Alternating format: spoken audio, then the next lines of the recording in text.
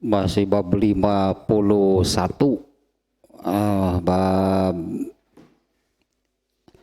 babun innama ju'ilal imamu liyu'tamma bih. Ya, bab hanyalah, intinya ini sangat-sangat ditekankan ya, hanyalah diangkat, dijadikan, ditetapkan ya, seorang imam itu liyu'tamma bih, itu untuk diikuti. Artinya bab ini ya, menunjukkan, menekankan tata cara, ya, tata cara berjamaah. Ya, dalam hal ini kan yang namanya berjamaah itu kan sholat yang sama itu dilakukan bersama, dipimpin oleh satu orang. Nah, bagaimana tata caranya ya dalam melaksanakan sholat berjamaah yang dipimpin itu oleh satu orang imam. Nah, dalam hal ini masalah mengikuti imam gitu ya, tata cara mengikuti imam. Ini yang pada pertemuan sebelumnya ya saya katakan di sini banyak terjadi kesalahan. Ya, banyak terjadi kesalahan yang dilakukan oleh makmum dalam mengikuti imam. Ini banyaknya terjadi kesalahan yang dilakukan oleh makmum ketika itu mengikuti imam. Kesalahannya itu masalah timingnya ya, timingnya gitu, waktu makmum itu melakukan rangkaian ya, waktu makmum itu melakukan rangkaian pekerjaan di dalam sholat itu, yang namanya makmum itu dikomando oleh imam. Berarti ya makmum itu dikomando oleh imam.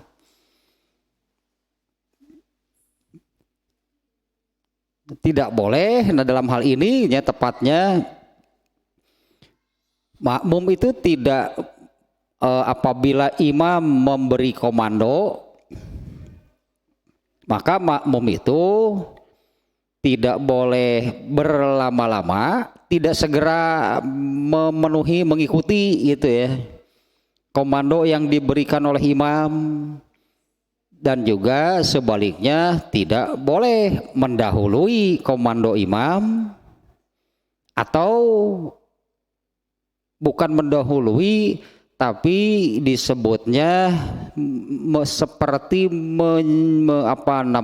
memburu-buru gitu ya, memburu-buru atau menyusul-nyusul komando dari imam, yaitu komando imamnya belum selesai, makmumnya sudah mulai bergerak. Ini yang terjadi banyak kesalahan dalam hal ini. Nah, di dalam bab ini Imam Al-Bukhari memasukkannya 3 hadis, dan di dalam judulnya pun yang kemarin ya sudah judulnya nih, yang kemarin itu judulnya yang dibahas panjang lebar ya, yang intinya yang barusan ya, yang dimaksud liyu'tamma bihi, untuk diikuti, itu artinya imam dulu yang melakukan, di mana imam itu melakukannya itu sambil memberi komando bagi makmum. Nah, makmumnya gitu ya, makmum melakukan, mengikuti apa yang dilakukan imam itu setelah komando imam. Nah, judulnya yang kemarin yang disebut mengikuti, bagaimana mengikuti itu setelah itunya kemarin. Nah, ini nih ya, diulang lagi sedikit nih ya. Nah, yang disebut mengikuti itu adalah al-i'timamu, itu adalah nyayak tadi mutaba atal ma'mumi li imamihi fi ahwalis sholat. Yang disebut bermakmum lah sebutnya jadinya ya, bermakmum itu adalah itu memastikan bahwa makmum itu mengikuti imamnya di dalam keadaan sholat itu, artinya ketika melakukan semua rangkaian pekerjaan di dalam sholat. Maka tidak boleh mukoronah, fatan tafiul mukoronatu, tidak boleh membarengi bersamaan dengan imam ya, membarengi atau bersamaan dengan imam. Tidak boleh juga musabakoh, fatan tafiul mukoronatu wal musabakotu, mendahului imam. Wal mukhalafatu, juga tidak boleh berbeda dengan imam. Illa madalla dalilu syar'iyyu alaihi, kecuali kalau muqaranah bersamaan, mendahului atau berbeda dengan imamnya itu berdasarkan dalil. Ya, kemarin sudah disebutkannya, kalau yang muqaranah ada nggak yang apa yang dilakukan makmum berbarengan bersama dengan imam? Ada, dan benar karena berdasarkan dalil, yaitu mengucapkan amin dan ketika mengucapkan Rabbana lakal hamdu itu malah menurut dalilnya ya harus bersamaan. Kemudian yang musabakoh, makmum mendahului imam, ada dalilnya enggak? Nanti dalilnya yang nomor 1 yaitu Abu Bakar sholat berjamaah menjadi imam, Rasulullah SAW kemudian masbuknya Rasulullah SAW masbuk. Tapi kemudian kan Rasulullah yang menjadi imam, statusnya berubah, Abu Bakar menjadi makmum. Artinya takbiratul ihramnya Abu Bakar sebagai makmum lebih dulu daripada Nabi. Itu dalil. Kalau kondisinya demikian, ya mau tidak mau sebutannya menjadi takbiratul ihramnya Abu Bakar sebagai makmum lebih dulu daripada Nabi sebagai imam. Tapi kan itu kondisinya khusus lah, atau itu kondisional, bukan secara umum makmum boleh mendahului imam. Kemudian yang berbeda yaitu Nabi SAW sholat sambil duduk, sementara Abu Bakar dan makmum yang lainnya sholat sambil berdiri. Nah yang pokok adalah itu ya, yang amat sangat itulah harus diperhatikan. Sebagai seorang makmum melakukan gerakan rangkaian pekerjaan sholatnya itu berdasarkan komando imam. Tidak boleh mendahului, tidak boleh membarengi, tidak boleh berbeda dengan yang dilakukan oleh imam. Jadi ada waktunya gitu ya, ada timingnya. Dan ini menjadi apa namanya ya, kesalahan mayoritas nih. Ketika terjadi sholat berjamaah, ini kesalahan mayoritas yang dilakukan oleh makmum, yaitu tidak tepat pada waktunya ketika melakukan gerakan-gerakan di dalam sholat.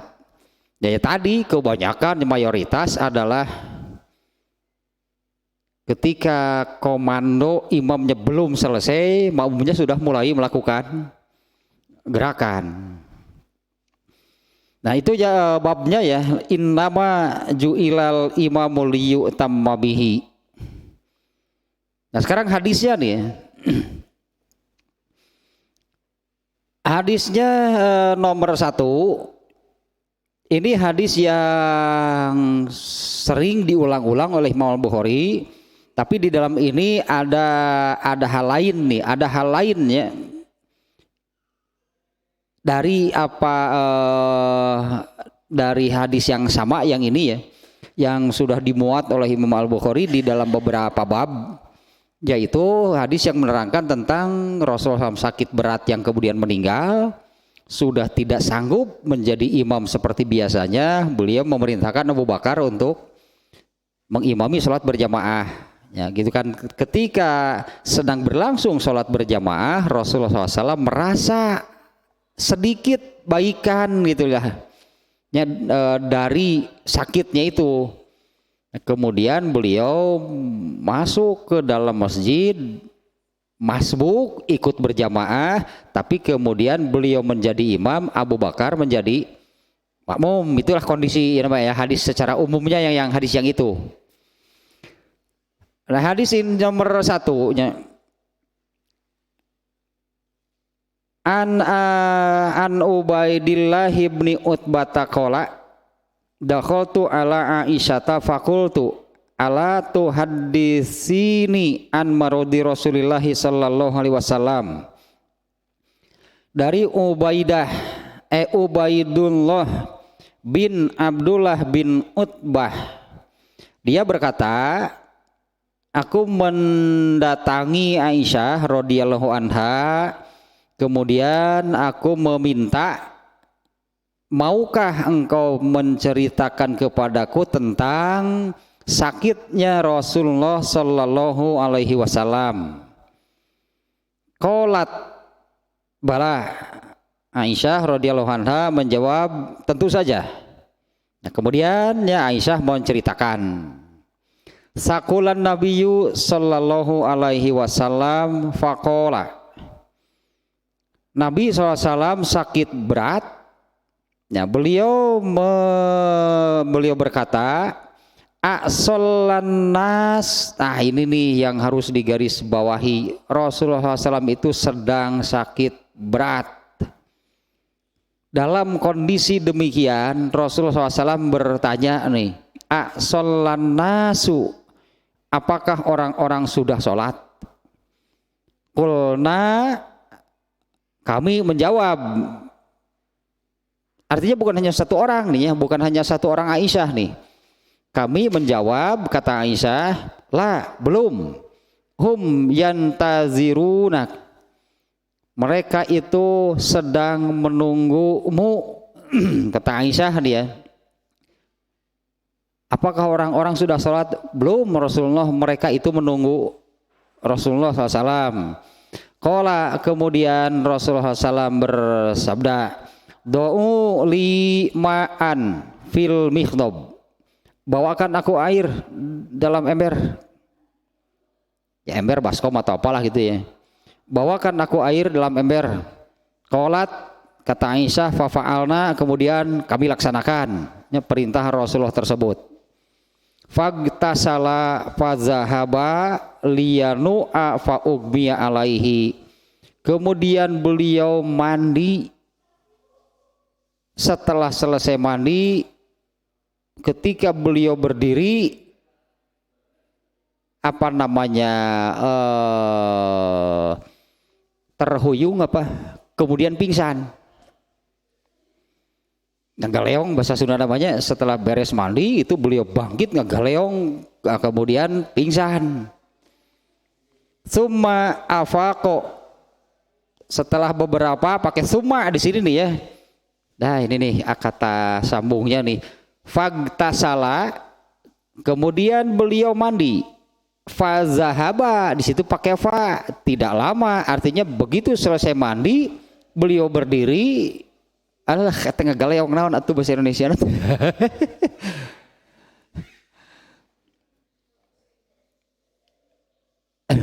Saya terhuyung udah beda tuh deh. Kamu gitu dadalig degan, alah naon tah bahasa Indonesia dadalig degan. Setelah selesai mandi, ketika beliau berdiri selesai mandi itunya, ya itu anggaplah terhuyung gitu, kemudian pingsan. Nah di lanjutannya kata sambungnya pakai summa, berarti agak lama, tidak langsung ya, tidak langsung begitu pingsan langsung sadar, langsung siuman.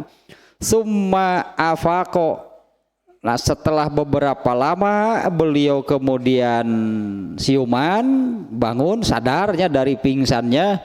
Fakola, beliau begitu sadar, begitu siuman langsung bertanya, a'solan nas, apakah orang-orang sudah sholat? Kulna Aisyah menjawab, la hum yantazirunaka ya Rasulullah. Belum, mereka itu sedang menunggumu wahai Rasulullah SAW.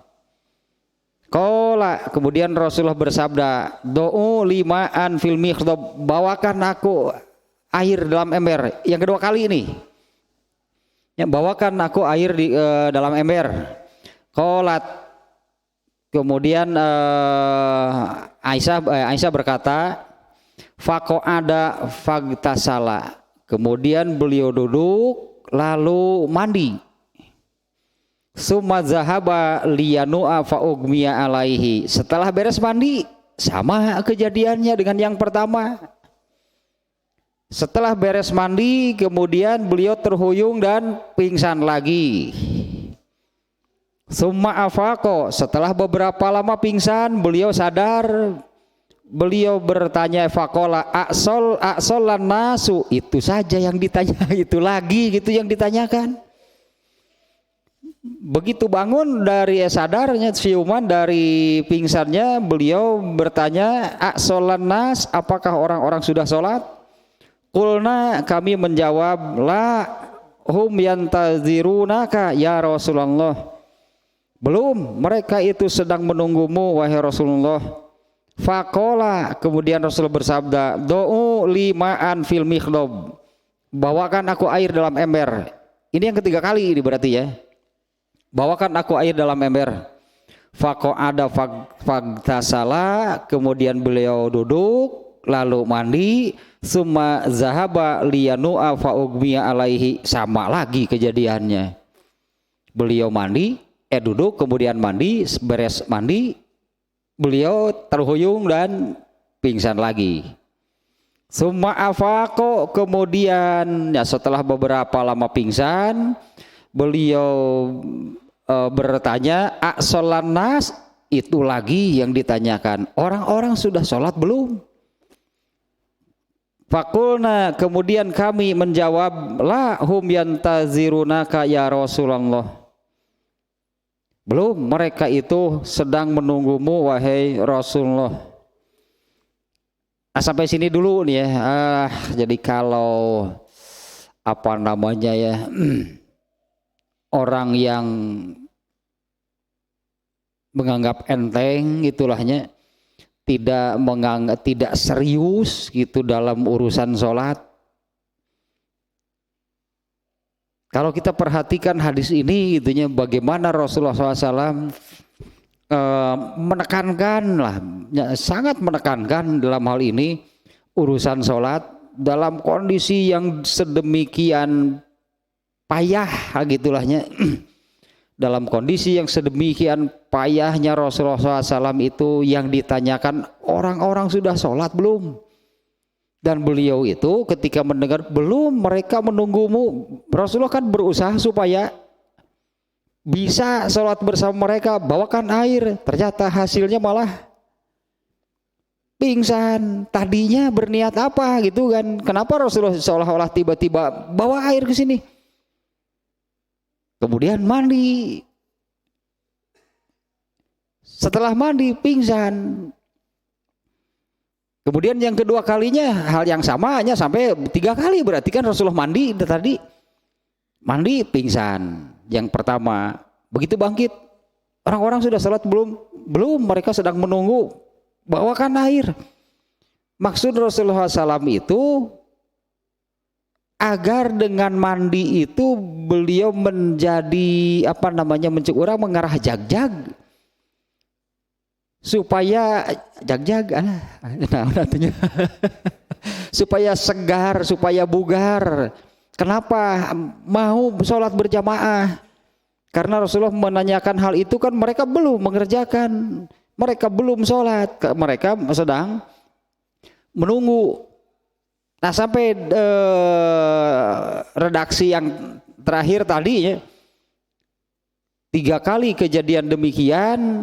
Ini sangat menunjukkan betapa Rasulullah SAW amat sangat menekankan itu lagi yang ditanyakan, orang-orang sudah sholat belum? Belum, mereka sedang menunggu. Nah Rasulullah itu berusaha, ya artinya Rasulullah berusaha supaya bisa sholat berjamaah karena orang-orang atau para sahabat kan menunggu Rasulullah SAW. Nah kalau di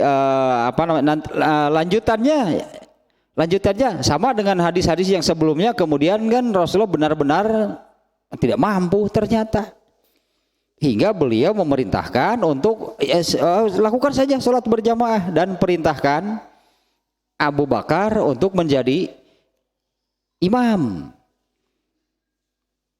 Nah sampai yang barusan ya itu amat sangat itulahnya keterlaluan, boleh dikatakan keterlaluan kalau orang itu tidak serius, orang itu menyepelekan, menganggap enteng urusan sholat. Dan bukan hanya berdasarkan hadis ini kan ya.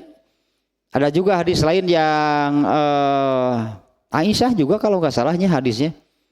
Aisyah yang menceritakan pada satu waktu lah gitunya. Pada satu waktu Rasulullah SAW menerangkan tentang sholat. Tapi dalam kesempatan tersebut menerangkan sholat bukan menerangkan kaifiatnya. Menerangkan hal-hal sekitar sholat. Nah yang diterangkan oleh Rasulullah SAW pada hadis tersebut yaitu orang yang menyampaikan, menjelaskan orang yang betul-betul serius gitu ya, memelihara, menjaga, bahkan disebutnya kan sholat aqoma yukimu iqomah. Di dalam ayat Al-Qur'annya pun ya, perintahnya itu kan aqimus sholat, tegakkanlah sholat. Jadi dalam Al-Quran kan perintah sholat yang kata yang dipakainya itu dari aqimus sholat. Itu dina surat itu kumaha teh dina Al-Isra 78 teh. Aqimis sholata li duluki syamsi. Itu diantaranya ya di dalam ayat. Kalau ini mufrad sih tunggal. Ada juga yang aqimu jama'. Kalau di sini aqimis sholata. Ini kata atau fil amrnya, kata perintah yang dipakainya itu bukan kerjakan, tapi aqimu itu tegakkanlah sholat. Nah Rasulullah SAW di dalam hadis yang dikisahkan oleh Aisyahnya pada satu waktu itu Rasulullah SAW menerangkan tentang sholat. Di hadis tersebut Rasulullah SAW menjelaskan tentang orang yang menjaga sholat, memelihara, menegakkan, dan yang tidak. Rasulullah SAW menyabdakan kurang lebih yang maknanya barang siapa yang memelihara manhafazo, memelihara, menjaga, menegakkan lah gitu ini. Kalau menurut Al-Quran itu artinya memenuhi perintah Al-Quran, menegakkan sholat. Barang siapa yang memelihara, menjaga, menegakkan sholatnya tanpa melewatkan sedikit pun gitu dari hak-hak sholat disebutnya. Ya, tanpa melewatkan sedikit pun dari hak-hak sholat. Maka pada hari kiamat nanti dia akan kanat lahu burhanun wa nurun wa najatun. Pada hari kiamat akan memiliki bukti. Nah, memiliki bukti itu pada hari kiamat. Kemudian akan diberi cahaya dan pasti selamat. Kalau nggak salah di hadis itu atau hadis yang berbedanya yang isinya barang siapa yang memelihara, menjaga, menegakkan sholatnya itu berarti dia ini anggaplah memegang surat perjanjian dengan Allah yang isinya bahwa Allah memasukkannya ke dalam surga. tah salat teh eta gitu mengisi. Allah itu membagikan belangko, membagikan formulir, membagikan borang yang isinya itu adalah perjanjian. Isi perjanjiannya adalah Allah memasukkannya ke surga. Sudah ditanda tangan oleh Allah, tinggal dibagikan kepada manusia. Ya, isi nama kamu siapa? Tapi isi perjanjian Allah pasti memasukkannya ke surga itu orang yang menjaga, memelihara, menegakkan sholatnya. Silahkan, berani gak ngisi formulirnya? Kalau yang memelihara, menegakkan sholat itu Rasulullah menyebutnya dia itu itunya memegang surat perjanjian yang isinya demikian. Kalau Allah sudah nanda tangan duluan dan Allah tidak akan menyalahi janji. Materai lagi 2 juta Allah mah tuh diurang 10.000 ku 10.000 wae sieun ini surat berbaterai ini Allah mah 2 juta dah materaina. Allah sudah nanda tangan isinya, Allah pasti memasukkannya ke surga. Silahkan, berani gak isi formulirnya? Yaitu menegakkan, memelihara, menjaga sholatnya. Sok dijamin artinya oleh Allah, dijamin ke surga. Dan bagaimana gitu nanti menghadapi situasi, menghadapi keadaan di akhirat, dijamin oleh Allah. Kamu punya bukti, punya diberi cahaya dan pasti selamat. Nah yang sebaliknya, barang siapa yang tidak memelihara, tidak menjaga, tidak menegakkan sholatnya, maka tidak akan punya bukti apa-apa, tidak akan diberi cahaya, dan juga tidak dijamin selamat. Malah ada yang lebih sadis lagi kan hadisnya, yang tidak memelihara, menjaga dan menegakkan sholatnya itu pilih di nerakanya mau sama siapa.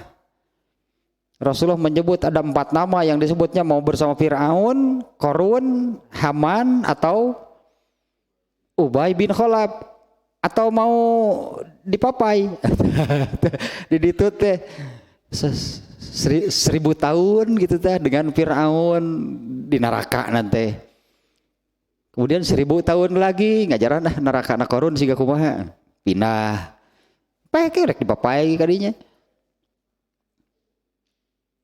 Nah ternyata kan Rasulullah menunjukkan di sini nih ya, di hadis ini Rasulullah menunjukkan ya betapa perhatian beliaunya, dan sekaligus kan ini harus menjadi contoh bagaimana perhatian Rasulullah SAW terhadap sholat. Dalam kondisi seperti ini yang ditanyakan, orang-orang sudah sholat belum? Belum, waduh kurang lebih mungkin di kitanya belum, mereka menunggu.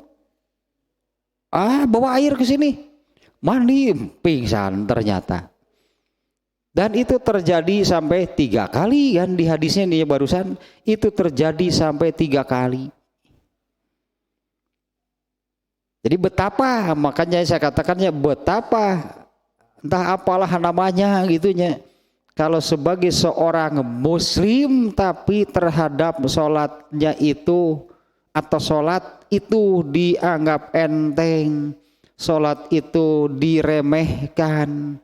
Bahkan hadis tadi menyebutkan ketika benar-benar disebutnya mengerjakan sholat itu jangan sampai ada sedikit pun dari hak-hak sholat itu tidak dipenuhi. Syaratnya terutama disebut syarat itu karena kalau yang disebut syarat itu ini terkait dengan sah atau tidaknya sholat. Jadi yang inginnya sampai ini redaksi hadisnya masih ada nih ya. Nah sampai di sana gitu ya, tadi itu menunjukkan lah ya betapa perhatian Rasulullah SAW terhadap sholat. Dan yang ini juga yang hadis ya. Ketika Rasulullah SAW itu sudah tidak mampu sholat berjamaah, beliau sholat di rumah. Beliau sudah tidak mampu sholat berjamaah, Dan ketika Rasulullah mewakilkan suruh Abu Bakar yang menjadi imam, kemudian beliau masuknya ke masjid masbuk, itu kejadiannya hanya satu kali. Selanjutnya Rasulullah itu benar-benar sudah tidak kuat pergi ke masjid, beliau sholatnya di rumah. Nah, pada satu kejadian sholat berjamaah, beliau sudah tidak ke masjid. Beliau itu merangkak, mungkinnya beliau merangkak merayap menuju pintu rumahnya. Pintu rumahnya itu kan langsung ke masjid. Beliau merayap itu merangkak menuju pintu rumahnya, kemudian berdiri dan membuka tirai. Ya tirai itu pintu rumah mungkinnya. Beliau membuka tirai, membuka pintu rumahnya. Ini hadis ini Anas bin Malik yang menceritakan. Hampir sholat kami ini batal karena betapa gembiranya melihat Rasulullah muncul. Karena ini kan sudah beberapa kali kan tidak ikut sholat berjamaah, sudah tidak kuat. Hampir saja sholat kami ini batal gitu ya, karena merasa excited apaan gitu. Pokoknya karena amazing lah pokoknya. Wah, Rasulullah muncul. Ini kan sudah beberapa kali tidak ikut berjamaah. Hampir sholat kami batal. Dan Anas bin Malik melihat, berarti ketika sholatnya itu melihat Rasulullah membuka pintu rumahnya, perhatian Anas bin Malik teralihkan ke Rasulullah. Anas bin Malik sampai mengatakan betapa betapa bersihnya wajah Rasulullah SAW. Anas bin Malik menggambarkan itu seperti lembaran kertas yang putih lah gitunya. Itu duka pias, tapi tidak bercahaya deh. Kemudian Rasulullah itu hanya tersenyum dan tertawa. Lalu beliau menutupkan tirainya, masuk rumah dan meninggal. Itu terakhir gitunya Rasulullah SAW terlihat oleh para sahabat sebelum meninggal, yaitu berdiri di pintu rumahnya, tersenyum, tertawa, melihat para sahabat sholat berjamaah. Ini indikasi dari Rasulullah SAW. Beliau merasa tenang, tentram, nyaman ketika meninggal dengan kondisi para sahabat yang demikian. Tidak ada lagi berarti yang dikhawatirkan oleh Rasulullah SAW nih ya. Ketika beliau meninggal, melihat kondisi para sahabat, bagaimana para sahabat sholat berjamaah, tenang, ayeuna mah maot teh. Tenanglah, karena ada sahabat mah sholatnya sudah. Nah, itu yang ditekankan oleh Rasulullah SAW sampai terakhir. Berarti yang barusan itu kan sampai sesaat sebelum meninggal Rasulullah masih ngontrol, berarti inspeksi sidak. Rasulullah itu mengadakan inspeksi, melihat bagaimana nih para sahabat sholat. Ternyata sangat memuaskan, berarti sangat menggembirakan Rasulullah SAW. Hanya sesaat beliau berdiri, memperhatikan, tersenyum, tertawa, kemudian menutup tirainya, masuk rumah dan meninggal. Nah, sampai di situnya yang belum saya lanjutkan. Sampai 3 kali Rasulullah SAW pingsan. Yang di kalimat terakhir yang barusan, sholat nasu, apakah orang-orang sudah sholat? Fakulna la wa hum yantaziruna ya Rasulullah. Nah, lanjutannya sekarang nih. Wan nasu uqufun fil masjidi yantaziruna nabiyya alaihi salatu wassalam li salatil isya'il akhirah. Orang-orang diam gitu ya di dalam orang-orang diam di dalam masjid. Yantaziruna nabiyya sallallahu alaihi ini biasanya sallallahu alaihi wasallam. Aisyah ini sholawatnya alaihi sholatu wassalam. Sama saja seperti maksudnya itunya sholawat setelah menyebut Nabi, Rasul, Muhammad lah gitunya. Mayoritas atau serinya kan misalnya Rasulullah Shallallahu Alaihi Wasallam. Kalau ini alaihi sholatu wassalam sama saja. Nah, orang-orang atau para sahabat diam di dalam masjid menunggu Nabi alaihi sholatu wassalam li sholatil isya'il akhirah, untuk mengerjakan sholat isya yang akhir. Yang dimaksud sholat isya yang akhir itu sholat isya, karena Rasulullah sendiri kadang menyebut isya ini, dua sholat isya. Yang dimaksud adalah maghrib dan isya. Kadang-kadang menyebutnya maghrib ini lagi dua sholat maghrib. Yang dimaksud maghrib dan isya. Seperti yang seperti ini ya dalam bahasa Arab banyak dipakai untuk hal yang lain. Misalnya tawaf dan sa'i. Dua tawaf menyebutnya teh, padahal tawaf dan sa'i nya suka menyebut dua tawaf, padahal tawaf dan sa'i. Hadis nu ieu ge teh anu kullu mauludin yuladu alal fitrah. Setiap manusia itu dilahirkan dalam keadaan fitrah. Fa abawahu, kemudian kedua bapaknya. Bapakna dua indungna eueuh itu gitu. Fa abawahu mah dua bapak secara harfiah mah. Ya maksudnya bapaknya dan ibunya. Nah, ini sebutan isya akhir. Isya akhir itu emang ada isya awal gitu, maghrib, isya awal mah. Ini di redaksi hadis seperti ini ya. Orang-orang atau para sahabat diam di dalam masjid menunggu Nabi alaihi salatu wassalam untuk mengerjakan sholat isya akhir. Fa arsalan nabiyyu sallallahu alaihi wasallam ila Abi Bakrin bi an yusolliya bin nas. Kemudian Rasulullah SAW memerintahkan seseorang kepada Abu Bakar agar dia mengimami orang-orang sholat berjamaah.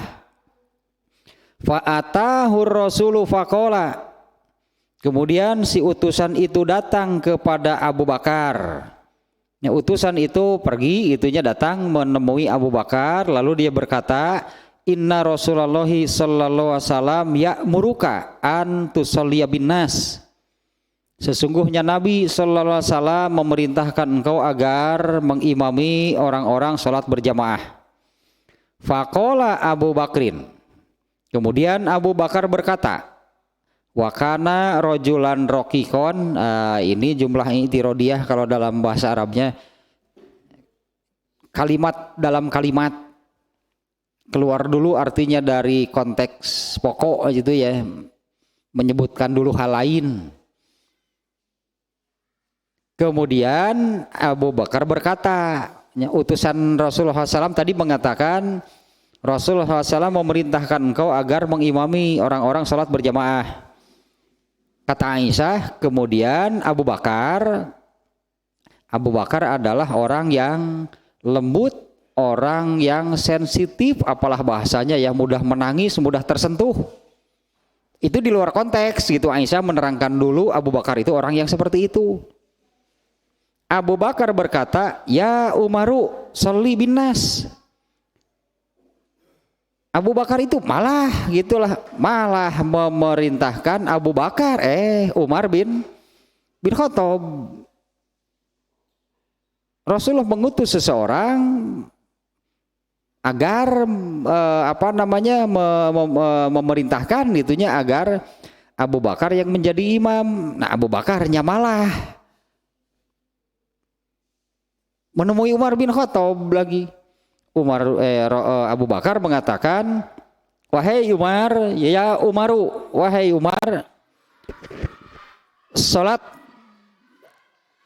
salatlah berjamaah gitu ya, mengimami orang-orang.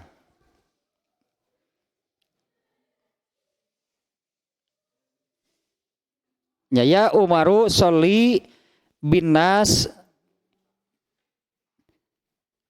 Faqala lahu Umaru, ya Umaru sholli bin nas, wahai Umar, salatlah atau ya salatlah imami itunya orang-orang, salat berjamaah. Faqala lahu Umaru, Umar bin Khattab berkata, anta ahaqqu bi zalik. Umar bin Khattab berkata, engkau lebih berhak untuk menjadi imam.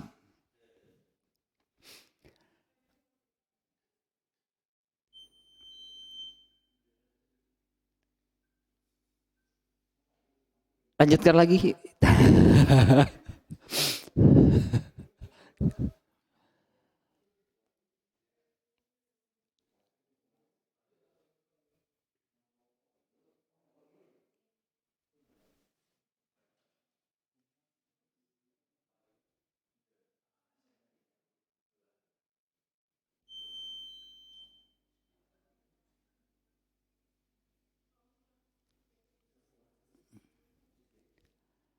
Ya, lanjutkan lagi ya. Abu Bakar memerintahkan Umar, malah memerintahkan Umar bin Khattab, wahai Umar, imamilah orang-orang salat berjamaah.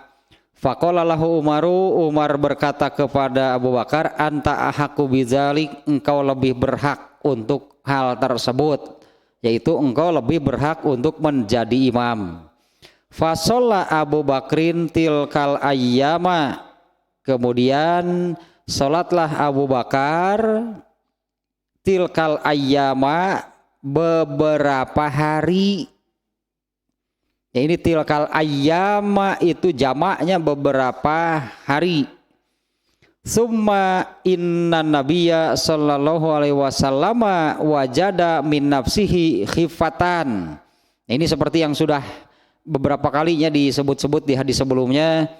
Nah, pada satu kesempatan kemudian Rasulullah mendapati dirinya itu merasa sedikit baikan.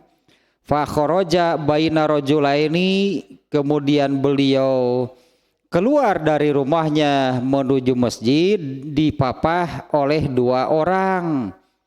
Ahaduhuma Al-Abbas. Ini kata-kata Aisyah nih ya. Salah seorang dari kedua orang itu adalah Al-Abbas. Li sholati zuhri, untuk mengerjakan sholat zuhur.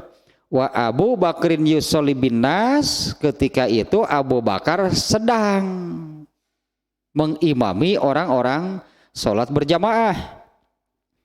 Falamma ra'ahu Abu Bakrin zahaba liyata'akhkhara, ketika melihat Rasulullah SAW masuk, Abu Bakar berniat untuk mundur. Untuk mundur itu mundur masuk ke posisi makmum, berarti maksud Abu Bakar itu mempersilahkan Rasulullah SAW untuk menggantikannya menjadi imam. Fa'auma'a ilaihi Nabi SAW bi an la yata'akhkhara, kemudian Nabi memberi isyarat kepada Abu Bakar agar jangan mundur, memberi isyarat agar Abu Bakar tetap di tempatnya sebagai imam. Qala, kemudian Rasulullah memerintahkan kepada dua orang tadinya yang memapah beliau masuk masjid, ajlisani ila janbihi, dudukanlah aku di samping Abu Bakar. Fa ajlasahu ila janbi Abi Bakrin, kemudian keduanya mendudukkan beliau di samping Abu Bakar. Qala faja'ala Abu Bakrin yusolli wa huwa qaimun bi sholatin nabiyyi sallallahu alaihi wasallam wan nasu bi sholati Abi Bakrin wan nabiyyu qaidun. Kemudian mulailah Abu Bakar sudah berubah statusnya menjadi makmum. Ia sholat wahuwa qaimun sambil berdiri. Ya, sambil berdiri ini. Nah ini nih nanti masalahnya di sini. Masalahnya di sini nanti yaitu yang berbeda.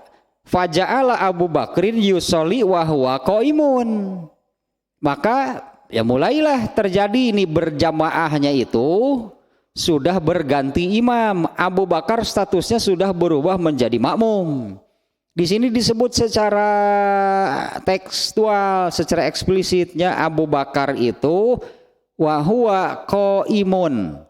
Abu Bakar sholat dalam keadaan berdiri bi sholatin nabiyyi sallallahu alaihi wasallam.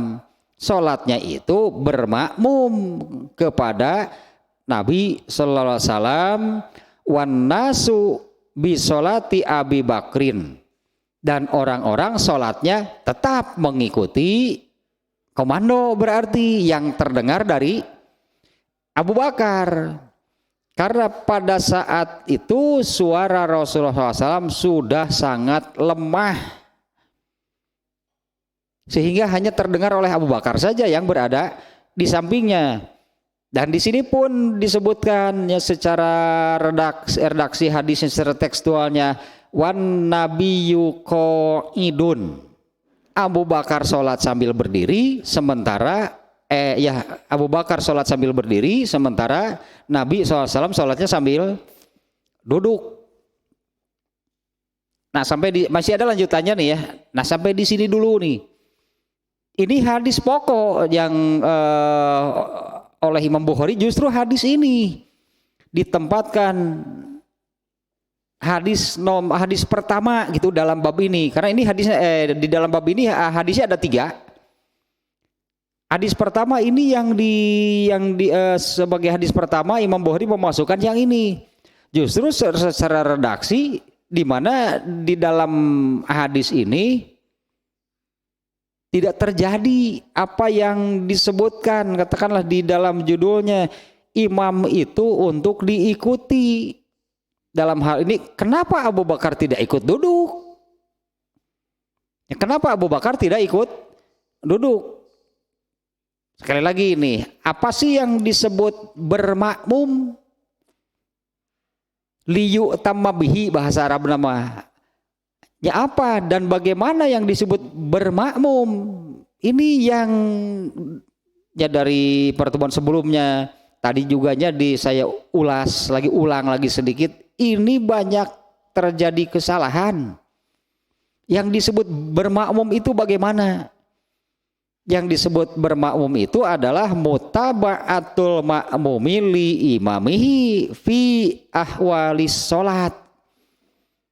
Makmum itu mengikuti imam pada seluruh rangkaian pekerjaan sholatnya. Dengan mana demikian? Fatan tafiul muqaronatu, maka makmum itu tidak boleh membarengi imam. Wal musabaqatu, tidak boleh mendahului. Wal mukhalafatu, tidak boleh berbeda dengan imam. Hadis ini justru menunjukkan antara Abu Bakar sebagai makmum dan Nabi sebagai imam, malah di sini hadis ini terjadi perbedaan. Dan secara tekstual kan disebutkan faja'ala Abu Bakrin yusolli. Ketika Rasulullah SAW sudah masuk ke dalam sholat berjamaah itu, maka mulailah Abu Bakar itu mengerjakan sholatnya itu mengikuti Rasulullah SAW wahuwa qaimun, dalam keadaan atau sambil berdiri. Wan nasu yusolli bi sholati Abi Bakrin, dan makmum yang lainnya sholatnya tetap seperti sebelumnya mengikuti sholat Abu Bakar. Wa Nabiyyu sallallahu alaihi wasallam qaidun. Rasulullah SAW saat itu sholatnya sambil duduk. Ini hadis pertama. Ya, untuk bab imam itu untuk diikuti, tapi hadis pertama isinya malah Abu Bakar itu tidak mengikuti Nabi. Ini Imam Bukhari itu, aduh ampun, ngeliliur. Karena ini tekstualnya tidak bisa dibantah kalau beda kan antara Abu Bakar dan Nabi. Abu Bakar sholat sambil berdiri, sementara Nabi SAW sholatnya sambil duduk. Judulnya Innama Ju'ilal Imamu Liyu Tamabihi, judulnya teh. Hanyalah semata-mata itulahnya diangkat, ditetapkan, atau seorang imam itu untuk diikuti. Seperti yang tadinya yang disebut liyu tamabihi, diikuti atau mengikuti imam, atau sholat seorang makmum itu harus bagaimana, ikuti imam. Bagaimana yang disebut mengikuti? Tidak boleh berbarengan, tidak boleh mendahului, tidak boleh juga berbeda dengan imam. Hadisnya Abu Bakar sholat sambil berdiri, sementara Nabi sholat sambil duduk. Beda. Nah, yang penjelasan dari Ibnu Hajar al-Asqalani itu illa madallad dalilu syar'iyyu alaihi, kecuali kalau ada dalil. Ya, kemarinnya yang tadi juga sudah saya sampaikan lagi. Ada malah saatnya makmum itu harus bersamaan dengan imam, yaitu ketika mengucapkan amin dan mengucapkan Rabbana lakal hamdu. Ada dalilnya enggak? Makmum yang mendahului imam. Hadis ini Abu Bakar itu takbiratul ihramnya lebih dulu daripada Nabi, padahal kemudian yang terjadi kan Nabi imam, Abu Bakar makmum, takbiratul ihramnya lebih duluan siapa? Ini karena ada dalil. Nah, kemudian yang ini Abu Bakar sholat sambil berdiri, Nabi sambil duduk, ini beda. Boleh nggak? Bisa nggak? Boleh. Ini dalilnya. Ini dalilnya berbeda. Tapi bukan berarti boleh berbeda secara umum. Karena biasanya Rasulullah itu sholatnya sambil berdiri. Kan biasanya Rasulullah itu sholatnya sambil berdiri. Pada sholat berjamaah kali ini, ya pada yang diceritakan di hadis tadi, kondisi Rasulullah SAW itu kan sudah jelasnya sangat lemah, sampai masuk masjidnya saja dipapah oleh 2 orang, sholatnya tidak sanggup sambil berdiri. Maka pasti sesuai dengan sabda beliau sendiri, sholli qaiman fa in lam tastati fa qaidan fa in lam tastati fa ala janbin. Salatlah sambil berdiri, ini yang pokok begitu ya. Salatlah sambil berdiri. Fa in lam tastati, kalau kamu sudah tidak sanggup berdiri, fa qaidan, salatlah sambil duduk. Fa in lam tastati, kalau sudah tidak sanggup juga salat sambil duduk, maka fa ala janbin, salatlah sambil berbaring. Bisa jadi, ini bisa jadi ya. Bisa jadi kita berandai-andai. Andai Rasulullah saat itu sudah tidak sanggup duduk, sanggupnya sambil berbaring, makmumnya harus bagaimana? Dar ngagaloler sararea tuh, gempar sararea, sehingga pindang kayak itu di Antep. Kan bedanya karena ada alasan, ada inilah. Ya kita berandai-andai, kan Rasulullah menyebutkan 3 tahapan tadinya. Salatlah sambil berdiri, yang pokok berdiri. Kalau sudah tidak sanggup berdiri, kerjakan salat itu sambil duduk. Kalau sudah tidak sanggup juga sambil duduk, maka kerjakan sambil berbaring. Ini kita berandai-andai, andai saat itu Rasulullah SAW memaksakan diri masuk masjid, tapi salat sambil duduk pun sudah tidak sanggup, pasti beliau akan mengerjakannya sambil berbaring. Nah, makmum harus bagaimana?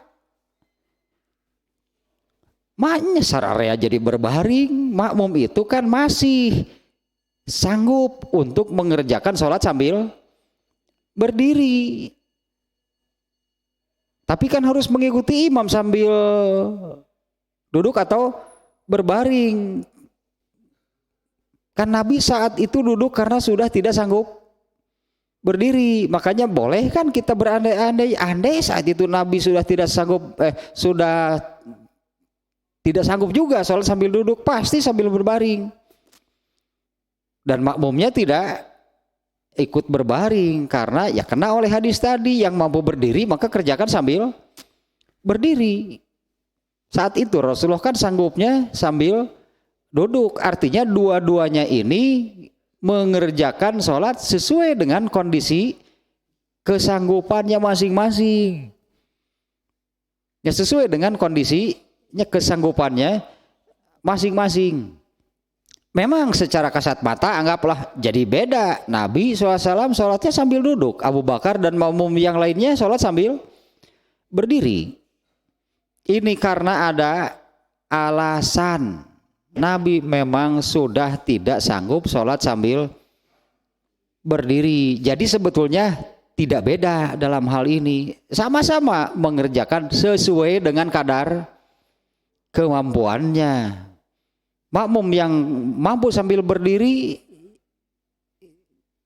perintahnya kan sholli qaiman, kerjakan sholat itu sambil berdiri. Kalau sudah tidak sanggup, baru kerjakan sambil duduk. Jadi orang yang mengerjakan sholat sambil duduk karena sudah tidak sanggup berdiri, itu sama dengan orang yang mengerjakan sholat sambil berdiri karena masih sanggup. Kecuali, nah ini baru nih, kecuali ini bukan soal sholat berjamaah nih kecualinya ya. Kecuali untuk sholat sunat. Ya, kecuali untuk sholat sunat, meskipun sanggup sholat sambil berdiri, boleh dikerjakan sambil duduk. Untuk sholat sunat nih ya, meskipun sanggup berdiri, boleh sengaja mengerjakan sholat sunat sambil duduk, tapi pahalanya setengah. Tapi pahalanya hanya setengahnya kalau sholat itu dia kerjakan sambil berdiri. Ya, kalau ini kan sholat wajib, jadi kan sholat apa? Zuhurnya. Ini sholat wajib. Gak mungkin Rasulullah itu kalau beliau masih sanggup berdiri lalu sengaja sholat sambil duduk, itu kan gak boleh. Tidak boleh berarti untuk sholat wajibnya apabila masih sanggup berdiri, dia malah mengerjakannya sambil duduk. Kok mau beri gogoleran? Kok mau masih sanggup berdiri tapi sengaja sholatnya sambil berbaring? Jadi hakikatnya ini tidak beda yang dilakukan oleh Abu Bakar dengan yang dilakukan oleh Rasulullah SAW. Keduanya mengerjakan sholat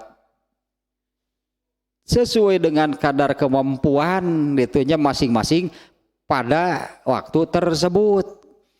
Kalau secara kasat mata tadinya ya jelas beda.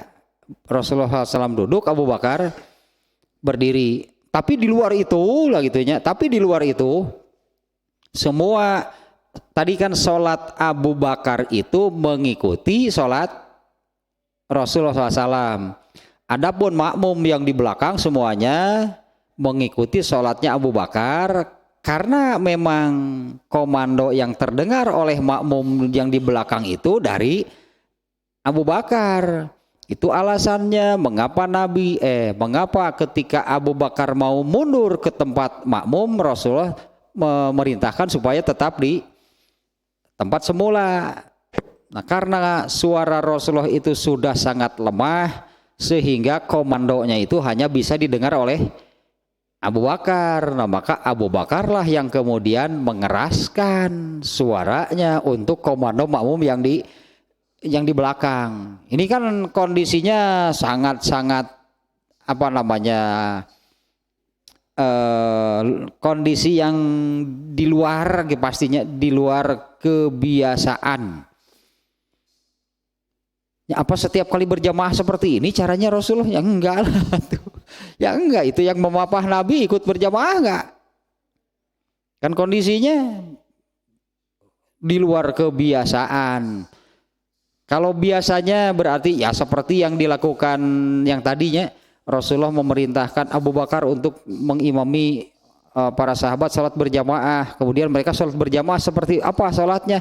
Yang biasa, yang dalam kondisi normal. Ini kondisinya kondisi yang di luar kebiasaan. Nah, memang nanti ada hadis berikutnya ya. Rasulullah SAW pernah menyabdakan, nah di hadis kedua nih ya, di ujungnya nih ya, iza shalla qa'iman fasallu qiyaman. Ini Rasulullah pernah menyabdakan begini, apabila imam sholat sambil berdiri, fasallu, maka sholatlah kalian makmum qiyaman sambil berdiri. Wa iza shalla jalisan, apabila imamnya sholat sambil duduk, fasallu julusan ajma'un, maka sholatlah kalian nih makmum, ya, maka sholatlah kalian semua sambil duduk. Apabila imam sholat sambil berdiri, sholatlah kalian sambil berdiri. Apabila imam sholat sambil duduk, maka sholatlah kalian sambil duduk. Ini kalau dalam ilmu usul fikihnya bisa disebut nasih mansuh. Yang terakhir yang mana?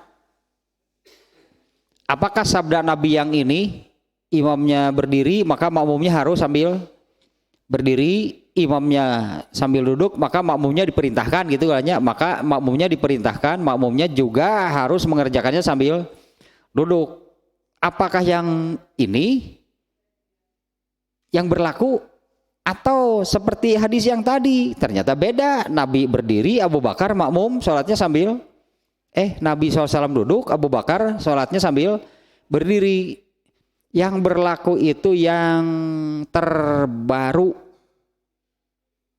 Ya, yang berlaku itu yang terbaru. Yang terakhir lah gitunya. Ya, yang terakhir itulah kejadian tadi, karena sholat berjamaah dalam kondisi demikian itu yaitu ketika Rasulullah SAW dalam kondisi sakit yang kemudian meninggal, itu yang terakhir berarti yang berlaku. Ya, sebelumnya gitunya Rasulullah SAW pernah menyabdakan di hadis kedua nih, ujungnya demikian nih hadis ini nanti nih. Idza shalla qa'iman fasallu qiyaman. Apabila imam salat sambil duduk, maka salatlah kalian sambil berdiri. Maka salat sambil berdiri. Apabila imamnya salat sambil duduk, maka salatlah kalian sambil duduk. Itu kan segala-galanya berarti kan mengikuti imam, meskipun berarti makmumnya sebetulnya sanggup salat sambil berdiri. Tapi kalau Nabi memerintahkan karena imamnya salat sambil duduk, maka salatlah sambil duduk. Maka makmum itu harus sambil duduk. Tapi ternyata kan pada kejadian terakhir berarti Rasulullah berjamaah, beliau sholat sambil duduk, makmumnya berdiri semuanya. Nah, dari dua hadis yang seperti bertentangan, istilahnya begitunya kalau dalam ilmu hadis itu, dua hadis yang seperti bertentangan. Itu ada naon sebut nate, saya lupa lagi istilahnya namanya ya. Itu ada jalan penyelesaiannya antara dua hadis tadi. Yang pertama thoriqatul jam'i, kalau thoriqatul jam'i in amkana, selama masih bisa dikompromikan antara dua hadis itu, berarti ini yang harus dilakukan. Kalau tidak bisa, baru ya tahapan kedua, nasih mansuh. Oh, berarti yang terdahulu itu direvisi, anggaplah direvisi dalam tanda kutipnya, oleh kejadian atau oleh hadis yang terbaru. Berarti ini yang berlaku itu adalah yang terbaru, yang terakhir. Nah ini kan di dalam hadis yang tadi ini kondisi terakhir Rasulullah berjamaah. Sementara di hadis yang kedua menyabdakan demikian. Nah apalagi qala Abu Abdillah Imam Al-Bukhari mengatakan iza sholla jalisan fasallu julusan wa huwa fi maradihil qadim. Rasulullah menyabdakan yang tadinya apabila imam sholat sambil duduk, sholatlah kalian sambil duduk, itu pada waktu sakit yang sebelumnya. Rasulullah menyabdakan demikian karena beliau sholatnya sambil duduk. Summa sholat ba'da zalika Nabi SAW jalisan wa nasu khalfahu qiyaman. Tapi kemudian ketika beliau sholat sambil duduk, orang-orang atau para sahabat makmumnya sholatnya sambil berdiri. Lam ya'muruhum bil qu'ud. Nabi tidak memerintahkan para sahabat untuk sholat sambil duduk. Wa inna ma yu'khadzul akhiru fal wa inna ma yu'khadzu bil akhiri fal akhiri min fi'li Nabi sallallahu alaihi wasallam. Maka yang diambil yang berlaku itu adalah yang terakhir dari apa yang dilakukan oleh Nabi sallallahu alaihi wasallam. Ini sedikit lagi nih hadis nomor 1 nih ya. Qala Ubaidullah. Tadi di awalnya hadis ini dari Ubaidullah bin Abdullah bin Utbah. Di awal tadinya hadis ini dari Ubaidullah bin Abdullah bin Utbah. Dia berkata, aku datang menemui Aisyah radhiyallahu anha. Kemudian aku berkata, maukah engkau ceritakan kejadian tentang sakitnya Rasulullah SAW? Kemudian Aisyah mengatakan, tentu saja, dan menceritakanlah sampai yang tadinya Aisyah menceritakannya. Nah sekarang kembali lagi ke rawi yang itu yang qala Ubaidullah. Kemudian aku menjumpai fadakhaltu ala Abdillah ibni Abbas. Kemudian aku datang menemui Ibnu Abbas.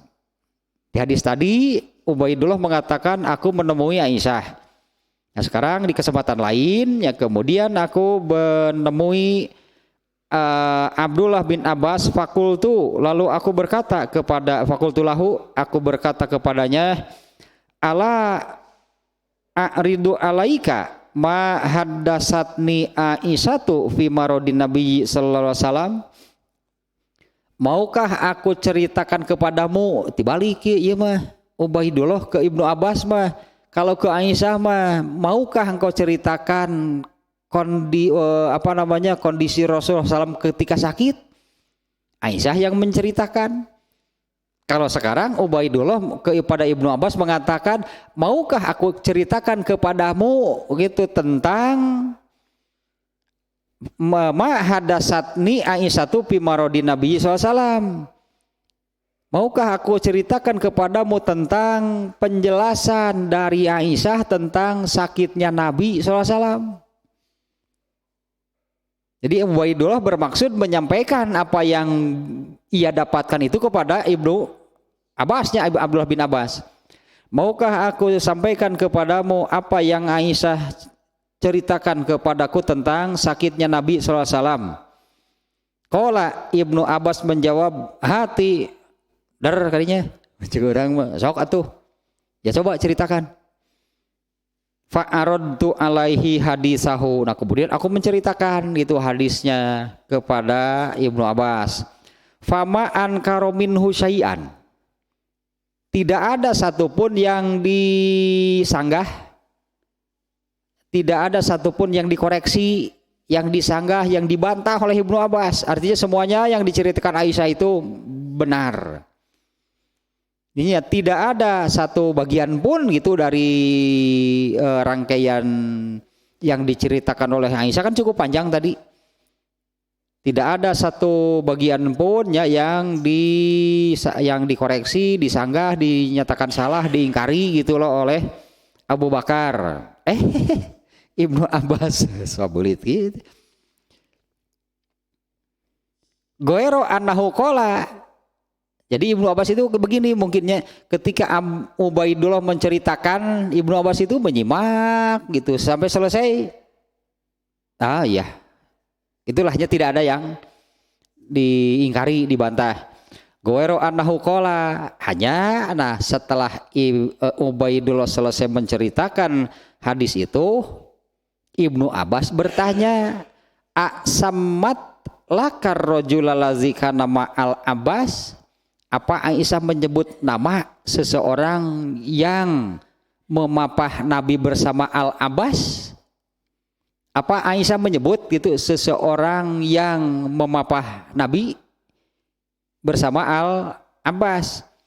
Qultu, kata aku menjawab, kata Ubaidullah, la, enggak. Al-Abbas jeung si eta pokokna mah. Aisyah pokoknya Nabi itu dipapah oleh dua orang, yaitu Al-Abbas dan si eta lah pokoknya mah. Karena kemudian ya memang terjadi apalah bahasanya clash atau apalah gitunya antara Aisyah dan Ali bin Abu Thalib yang kemudian ini dimanfaatkan. Ini dimanfaatkan oleh orang-orang munafik. Sehingga ya sepeninggal ya, karena ini memang kan ya terjadinya apa bahasanya clash, tidak sepaham, ketidaksepahaman itu antara Ali dan Aisyah. Kemudian diperuncing, dimanfaatkan oleh orang-orang munafik sampai terjadi perang. Perang ini antara kelompok Ali bin Abu Thalib dan kelompok Aisyah. Perang antara mereka ini dikenal dengan perang Jamal. Perang Jamal namanya ya. Ini antara kelompok Aisyah dan kelompok Ali bin Abu Thalib. Eta si wawalak eta ada dasar munafik. Itu ya pokoknya di apa namanya diperuncing lah gitunya, diperkeruh suasananya sampai terjadi perang. Aneh kan, ini kan menantu dan mertua. Ya yang satu istri Rasulullah SAW, yang satu bagaimana Rasulullah SAW menyayangi keduanya yang luar biasa. Pan Fatimah gitu dibikin ke batur mah. Ya Fatimah itu dilamar oleh Abu Bakar. Nabi teh dingin. Dilamar oleh Abdurrahman bin Auf, Nabi dingin. Tapi begitu Ali bin Abu Thalib yang datang, padahal saat itu Abu Thalib kan mengatakan, wah dibandingkan Abu Bakar, Abdurrahman bin Auf mah, aku hanya punya hati. diterima aku Nabi itu eta mah. Pan Abu atau Abdurrahman bin Auf mah, wah datang nage. Mawa naon mah. Tapi Ali bin Abu Thalib justru yang dipilih karena memang Nabi sangat menyayangi Ali bin Abu Thalib. Dan memang di antara mereka pun lah gitunya, di antara Ali bin Abu Thalib dan Fatimah itu masing-masing sudah memendam rasa yang cukup lama gitu. Tak gitu nyai nah gitunya bagaimana Rasulullah SAW sangat mencintai kedua orang ini. Atau Aisyah sebagai istri masa tidak disayangi. Kemudian Ali itunya ya kan Ali itu anaknya Abu Thalib kan. Abu Thalib bahkan bukan orang lain. Belum lagi kalau Rasulullah SAW mengingat jasa Abu Thalib melindungi Nabi selama di Mekah kan mau nggak bisa diabaikan. Tapi sampai terjadi perang gitu kan antara Ali dan Aisyah. Nah, ini karena diperuncing. Terus gitu dimunculkan, dibesar-besarkan, di apa namanya diekspos gitu masalahnya. Ya terpengaruh juga akhirnya. Awalnya memang saya lupa lagi entah dari pihak Aisyah atau dari pihak Ali yang dibunuh gitu oleh orang-orang munafik, lalu diberitakanlah dibunuh oleh, itulah ya namanya awal. Sampai Aisyah tidak mau kan menyebutkan. Ibnu Abbas bertanya, oh begitu benar semuanya. Tapi ini kan ada yang apa namanya ganjalan di dalam pikiran Ibnu Abbas. Aisyah menyebut nggak orang yang bersama Al Abbas yang memapah Nabi ke masjid siapa? Enggak, enggak gitu. Lah, qala Ibnu Abbas berkata huwa Aliyun, itu orang gitunya, yang satu lagi itu adalah Ali. Ini nah hadisnya sampai di situ. Tapi masalah pokoknya adalah yang tadinya Abu Bakar sholat sambil berdiri, Nabi SAW sholat sambil duduk. Tadi sudah disampaikannya di hadis ketiganya. Di hadis ketiga bukan kedua tadinya. Rasulullah pernah memang menyampaikan imam sholat sambil duduk, maka makmumnya pun harus sambil duduk. Kalau imamnya berdiri sambil berdiri. Nah tadi itu Imam Al-Bukhari mengatakan demikian. Nah satu lagi ada hal yang menariknya dari kasus apa namanya ya tadilah bahasanya pertikaian atau perselisihan antara Ali bin Abu Thalib dan Aisyah yang kemudian masing-masing punya pengikut gitu, artinya makanya terjadi perang kan, berarti banyak orang, berarti melibatkan banyak orang. Ibnu Umar ada yang mengajak, etetenya Ibnu Umar itu ada yang mengajak dari salah satu pihak, kenapa kamu diam saja? Itu kurang lebihnya, ayo gitu perang, kamu mau ikut pihak mana? Ibnu Umar menjawab, dulu aku berperang bersama Nabi dan jelas yang harus saya bunuh siapa? Orang kafir kan ya. Dulu aku berperang kan, Ibnu Umar malah sejak usia muda kan, sejak belum balik ikut daftar perang, hanya oleh Nabi ditolak karena belum memenuhi syarat, belum balik. Ibnu Umar bukan takut, bukan apa, tapi Ibnu Umar tidak terlibatnya, Ibnu Umar tidak terlibat dalam masalah yang ini sampai terjadi perang Jamal. Ibnu Umar tidak terlibat. Ada yang mengajak, ayo ikut itu berperang, mau ikut pihak mana? Ibnu Umar menolak. Ibnu Umar mengatakan, dulu aku berperang bersama Nabi, itu jelas siapa yang harus saya bunuh. Nah kalau sekarang saya harus bunuh siapa? Harus bunuh saudara saya sendiri. Ibnu Umar itu mau ikut pihak manapun, berarti yang dibunuhnya siapa?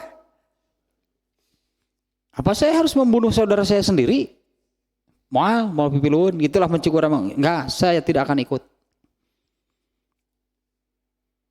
Ibnu Umar dia bersikap seperti itu nya.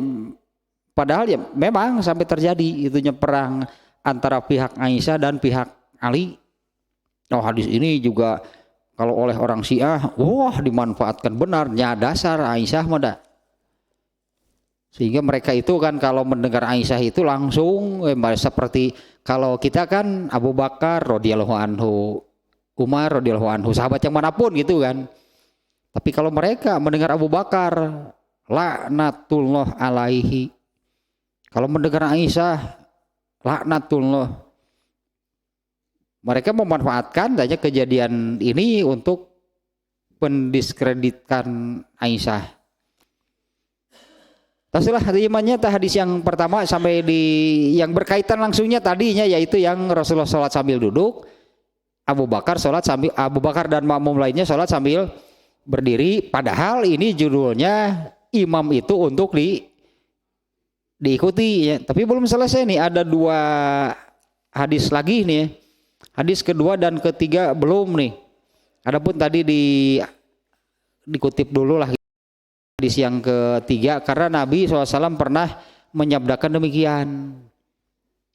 Nah, nanti kita sambung lagi, berarti ini masih bab yang ini ya, yang bab yang ke-51 yang intinya timing. Ini intinya tentang ini gitu, timing, kapan waktunya makmum bergerak atau apalah gitunya. Kapan waktunya makmum mulai melakukan seluruh rangkaian pekerjaannya di dalam sholat, gitu kan, intinya ikuti imam. Nah, ini yang banyak ternyata. Berarti bukan hanya yang menjadi imam yang harus belajar, jadi makmum juga harus belajar supaya tahu. Ya bukan hanya sebagai imamnya, berarti kan makmum juga kan ternyata harus benar. Berarti juga tuh jadi makmum mah tinggal derwer nuturkeun, emang gampang apa? Artinya kan harus tahu ilmunya. Dan terjadi banyak kesalahan itu ya itu berarti akibat dari tidak tahu. Harus ketika menjadi makmum itu yang benar, yang tepatnya bagaimana, karena tidak tahu asal mengikuti lah banyaklah terjadi kesalahan. Dan itu sudah menjadi kesalahan mayoritas sekarang ketika sholat berjamaah.